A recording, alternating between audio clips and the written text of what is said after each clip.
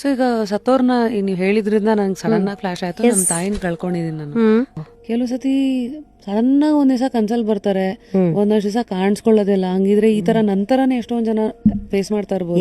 ಇದನ್ನ ಹೆಂಗ್ ಅರ್ಥ ಮಾಡ್ಕೋಬೇಕು ನಾನು? ಜನರಲ್ ಆಗಿ ಅವರು ಹುಟ್ಟಿದ ಅವ್ರು ಡೆತ್ ಆಗಿರ್ತಲ್ಲ ಆ ಡೇಟಲ್ಲಿ ಅವ್ರಿಗೆ ಎಚ್ಚರ ಬರುತ್ತೆ.